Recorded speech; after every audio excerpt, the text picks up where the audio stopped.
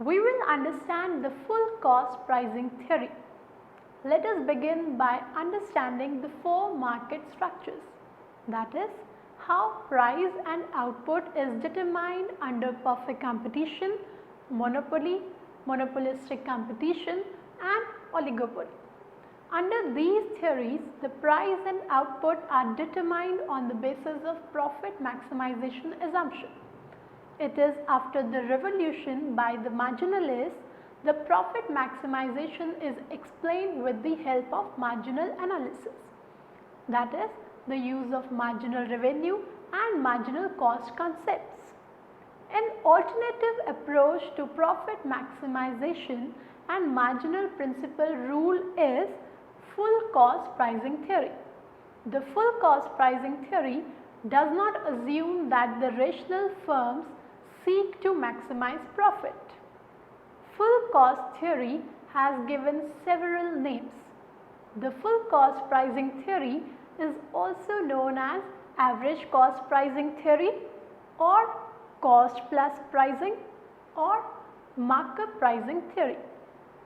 It is also known as average cost pricing theory because in this theory, price of a product is fixed on the basis of average total cost. It is also known as markup pricing or cost plus pricing theory because businessmen, when fixing price, add a markup to their average total cost of production. In 1939, two Oxford economists, Hall and Hitch, published some results of research undertaken at Oxford and aiming at the investigation of the decision process of businessmen in relation to government measures. The study was conducted in Oxford, covered 38 firms, out of which 33 were manufacturing firms, 3 were retail trading firms and 2 were building firms.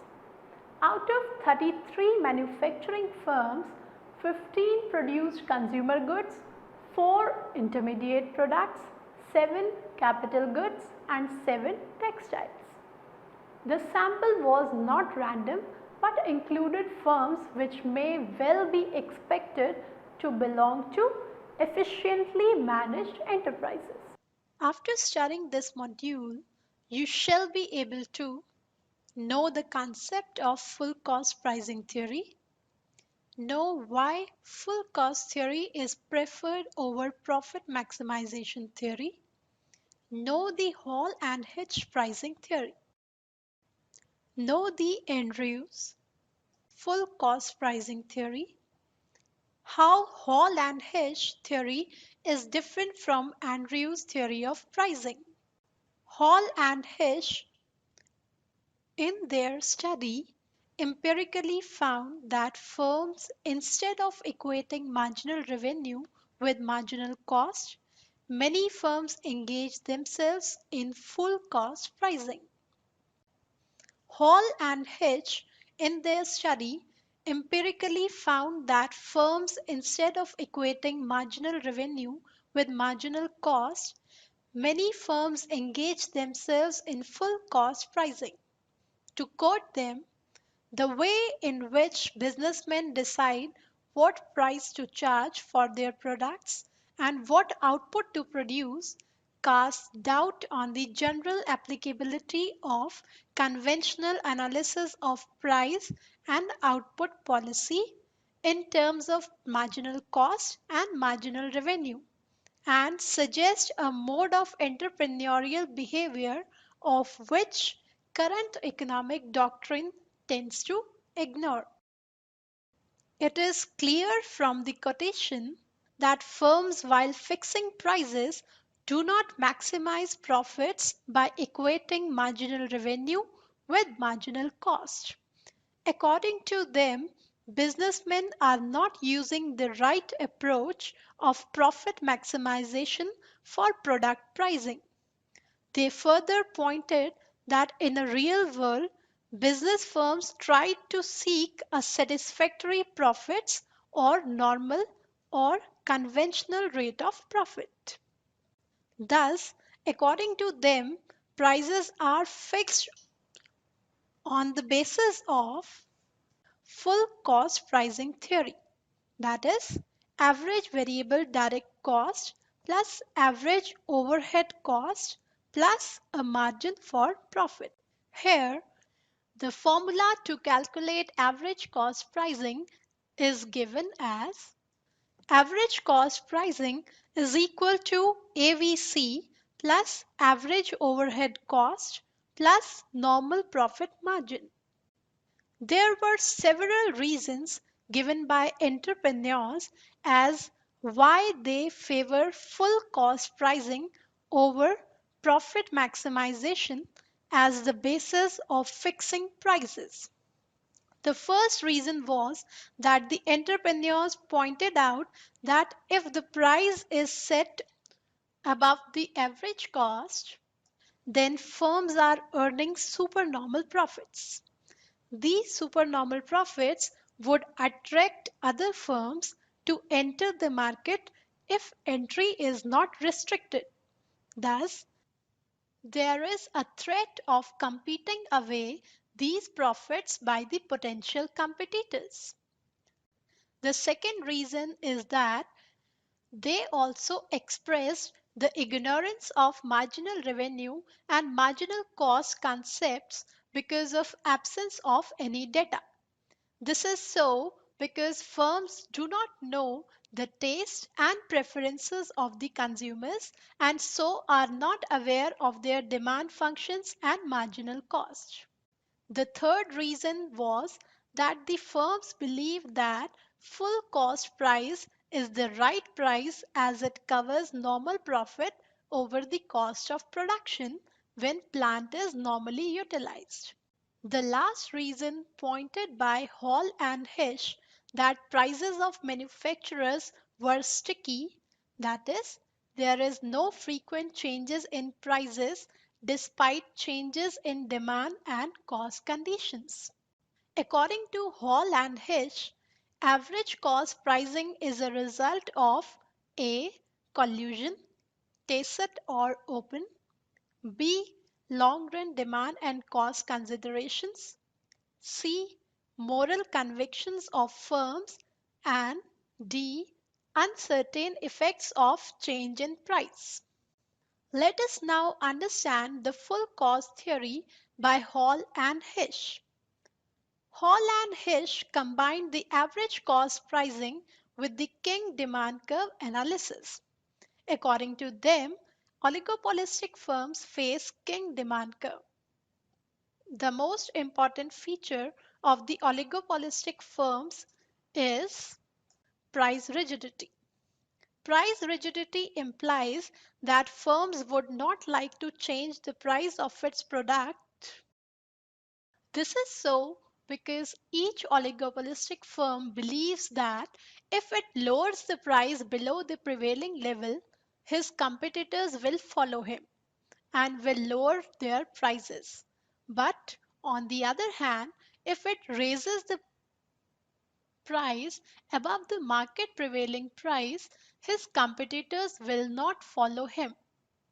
The king demand curve with a kink at the current price is formed on the assumption that increase in the price by an oligopolistic firm will not be matched by its rivals, but any decrease in the price will be immediately followed by its rival.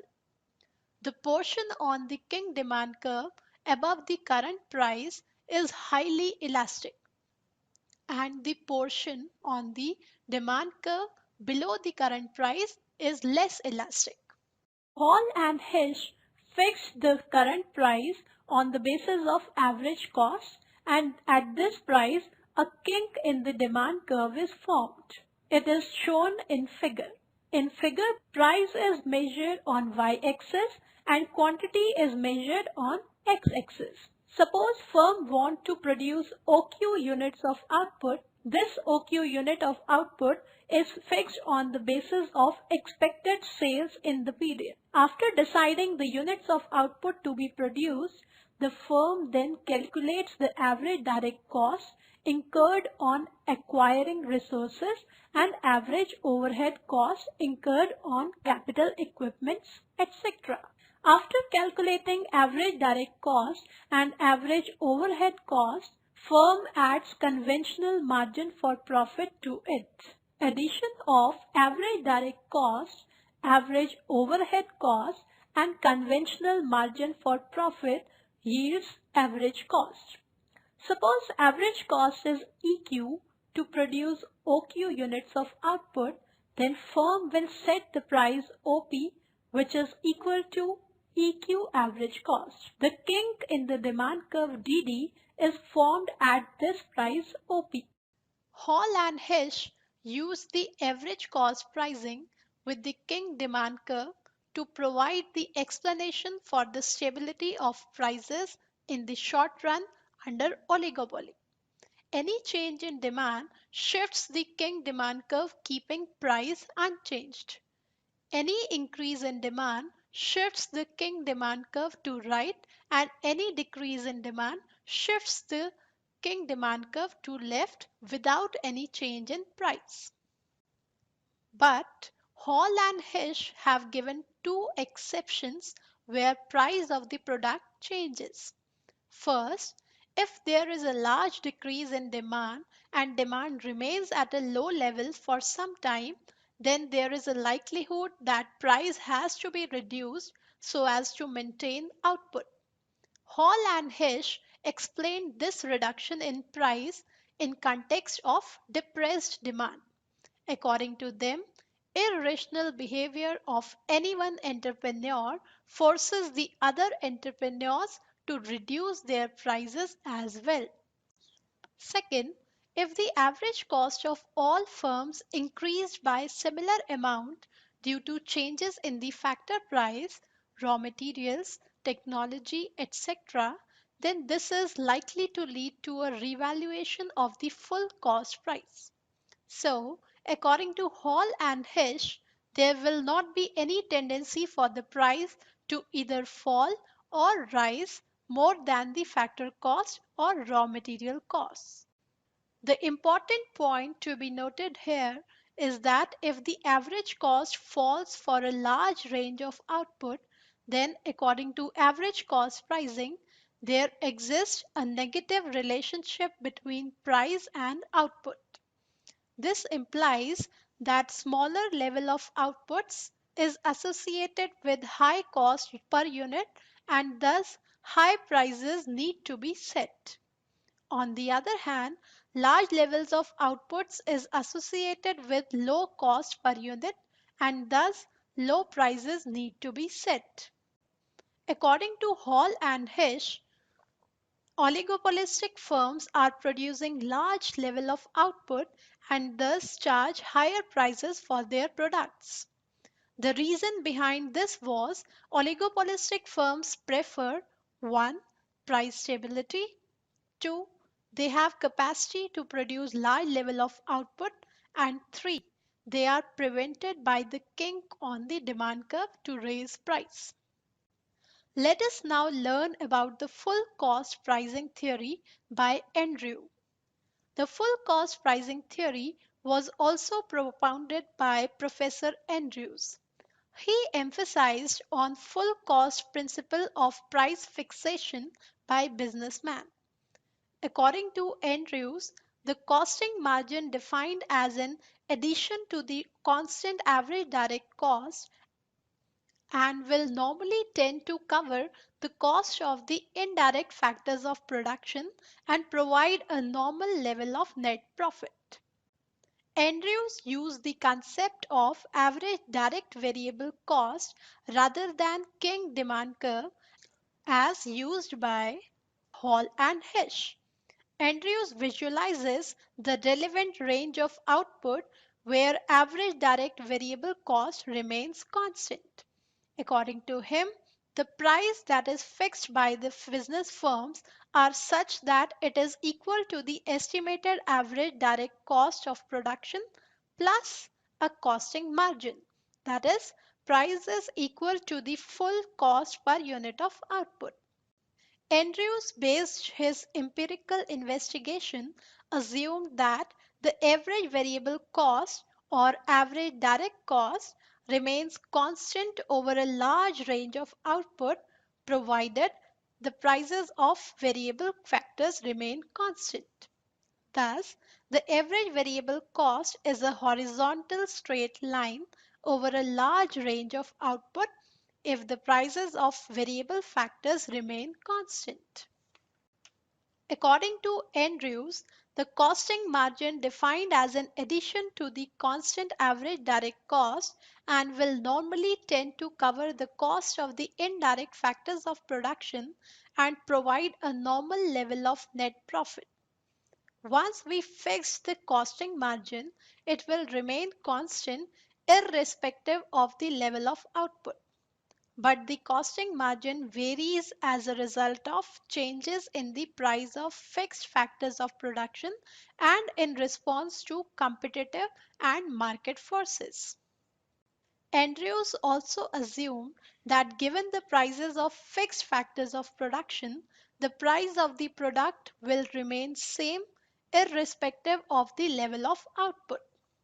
Once the prices are set as per the full cost rule, the firm can sell whatever amount demanded by the buyers at this full cost price. The Andrews theory of full cost pricing is shown in figure. In the figure, price and cost is measured on y-axis and output is measured on x-axis. AC is the average direct cost curve faced by the firm, which is soccer shape. The average direct cost curve initially falls, then remains constant for a large range of output and then eventually rises as the level of output increases. Corresponding to this average direct cost, MC is the marginal cost curve. Marginal cost curve initially falls and lies below the average direct cost. Then it coincides with the average direct cost curve and eventually MC lies above average direct cost as the level of output increases. Firms before fixing the prices has to calculate average direct cost, total indirect cost as well as the amount of profit they wish to earn. The sum of total indirect cost and the amount of profits planned will yield a fixed sum of money which remains constant for fixation of price in the short run. According to Andrews, the costing margin is calculated from this fixed sum of money by dividing it with chosen level of output. The chosen output that is used for the purpose of estimating costing margin can be determined in three ways. First, it may be determined on the basis of expected sales in the future period for which output is being produced. Secondly, it may be determined on the basis of sales of product made in the preceding production period or average sales achieved over a number of previous production periods. Thirdly, it may be determined on the basis of capacity output of the given plant, where capacity output is the maximum output that can be produced with the given plant. If a new firm wished to set the price of its product, then output is determined on the basis of capacity output and expected sales in a future period and not on the basis of sales of product made in the preceding production period. Under these circumstances, where a new firm wishes to set the price, then only second and third method is used to determine the chosen output for the costing margin. The first method is completely ruled out. In the figure, let us assume that firms have chosen OM level of output for estimating costing margin and for fixing the price of the product. We have read that the fixed sum of money is the sum of total overhead indirect cost and the normal level of profits. Now, at OM level of profit, if fixed sum of money is divided by the chosen level of output OM, it yields SR amount of costing margin to be added to the average direct cost for determining the price of the product. At OM level of output, the average direct cost is SM. If we add the price of the product is fixed at OP, which is equal to full cost RM. The price of the product is fixed at OP, which is equal to full cost RM. The price of the product OP, which is determined on the basis of full cost RM, will remain unchanged irrespective of the amount demanded and the actual output produced in the given period. DD is the negatively sloped demand curve faced by the firm. At price OP, OQ units of output will be produced and demanded by the buyers. Now, with an increase or decrease in demand for the product, the price would remain unchanged at OP provided that the amount demanded lies within the range where average direct cost remains constant, that is, within the horizontal straight line portion. It is also provided that costing margin remains unaltered. Thus, according to Andrews' full cost pricing theory, price of the product will change as a result of changes in direct and indirect costs of production and not as a result of changes in demand. Let us now summarize what we have learned in this module. We have seen that the full cost pricing theory does not assume that the rational firms seek to maximize profit. Full cost theory has given several names. The full cost pricing theory is also known as average cost pricing theory or cost plus pricing or markup pricing theory. This is also known as average cost pricing theory because in this theory, price of a product is fixed on the basis of average total cost. It is also known as markup pricing or cost plus pricing theory because businessmen, when fixing price, add a markup to their average total cost of production. Hall and Hitch use the average cost pricing with the King demand curve to provide an explanation for the stability of prices in the short run under oligopoly. Any change in demand shifts the demand curve, keeping price unchanged. Any increase in the demand shifts the King demand curve right, and any decrease in demand shifts the King demand curve to left without any change in price. According to Hall and Hitch, average cost pricing is the result of A. Collusion, tacit or open, B. long run demand and cost considerations, C. moral convictions of firms, and D. uncertain effects of change in price. According to Andrews' full cost pricing theory, price of the product will change as a result of changes in direct and indirect costs of production and not as a result of changes in demand. Andrews visualizes the relevant range of output where average direct variable cost remains constant. According to him, the price that is fixed by the business firms are such that it is equal to the estimated average direct cost of production plus a costing margin. That is, price is equal to full cost per unit of output. Andrews based his empirical investigations assumed that average variable cost or average direct cost remains constant over a large range of output provided the prices of variable factors remain constant. Thus, the average variable cost is a horizontal straight line over a large range of output if the prices of variable factors remain constant. Andrews' analysis is similar to that of Hall and Hitch, but there are some differences between the two. According to Andrews, the costing margin defined as an addition to the constant average direct cost and will normally tend to cover the cost of indirect factors of production and provide a normal level of net profit. According to Hall and Hitch, addition of costing margin to the average variable cost for fixation of price goes against the price fixation on the basis of profit maximization principle of traditional theory.